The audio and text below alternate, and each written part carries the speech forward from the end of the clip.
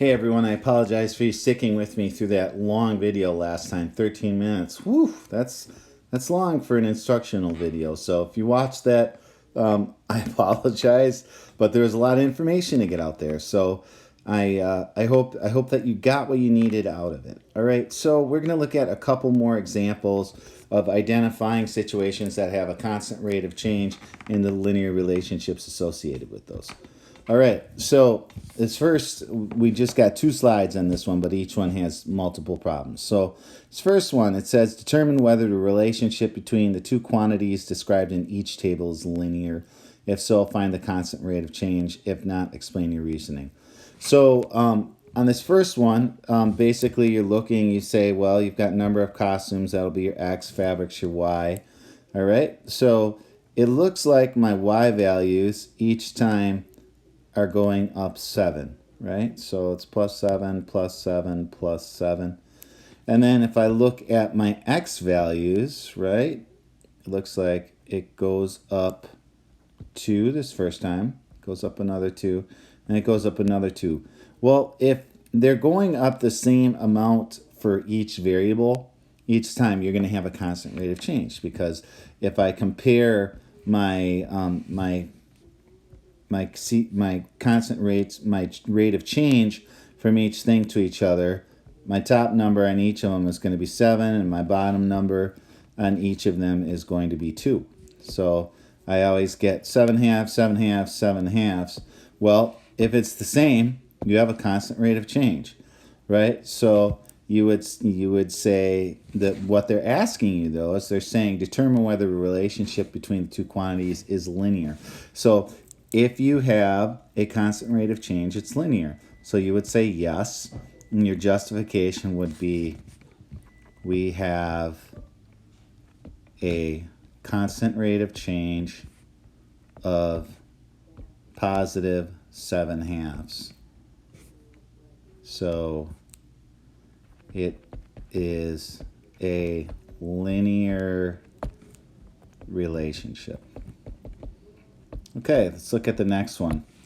So, distance traveled on a bike trip, all right? So, if think about this situation, if we have a constant rate of change, it basically means that he's going to go, whoever's doing this is going to go the same distance each day, all right? So, let's look at that and see if that's what happened. Well, from 43.6 to 21.8, it looks like he went 21.8 miles that first day, right? Because we add those together. Now, what I want to do is I want to ask myself, if I'm going to have a constant rate of change, if I look at this top set of values, it always goes up 1, right? Day 1, day 2, day 3, day 4. It always goes up 1 day. So in order for this to be a constant rate of change, think about that. That means that if this bottom number is going to be the same each time, that means my top number is going to have to be the same as well. Sorry about that. Okay, so let's see if that's the case.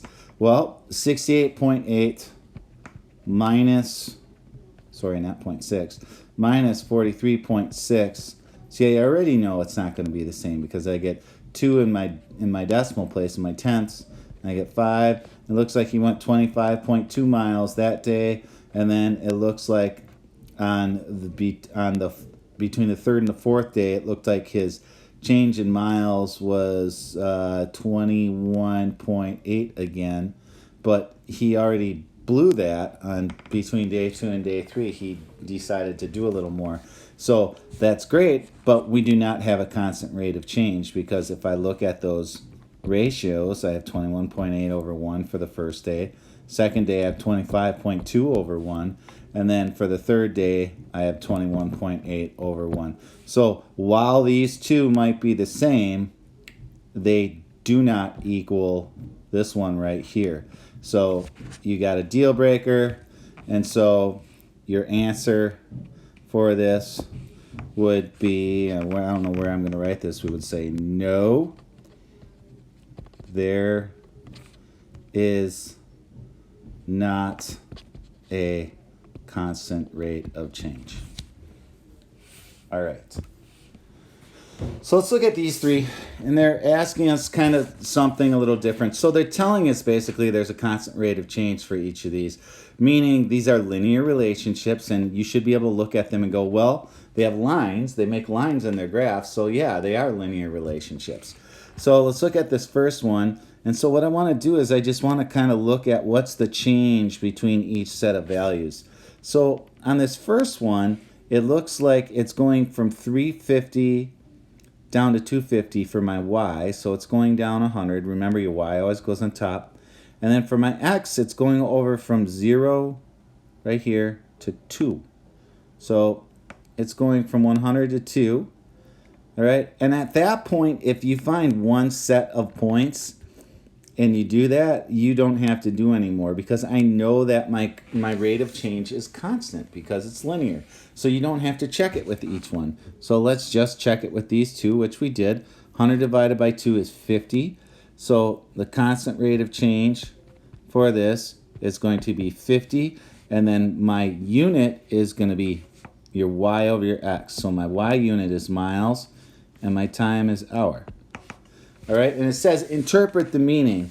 Well, basically, what it means is, you are traveling,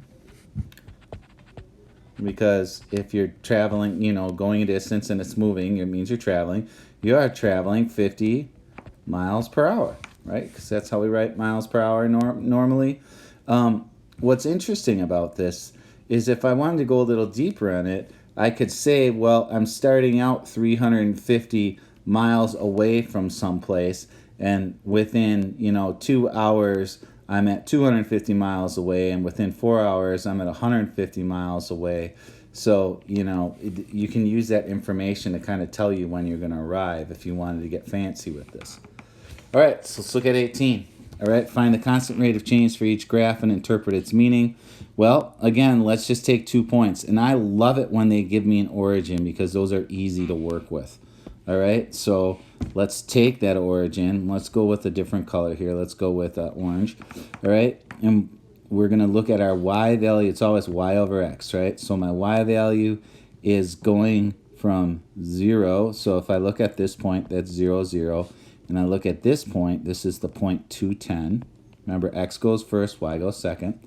So it looks like my y is going from 0 to 10. That means it's going up 10. All right? And it looks like my x is going from 0 to 2. So it's going up 2. So my constant rate of change, ooh, that does not look good. My constant rate of change here is equal to, and I'm going to write this below, 5, and it looks like dollars per hour. All right? So what this means in terms of this graph is that, you earn, $5 an hour. Right?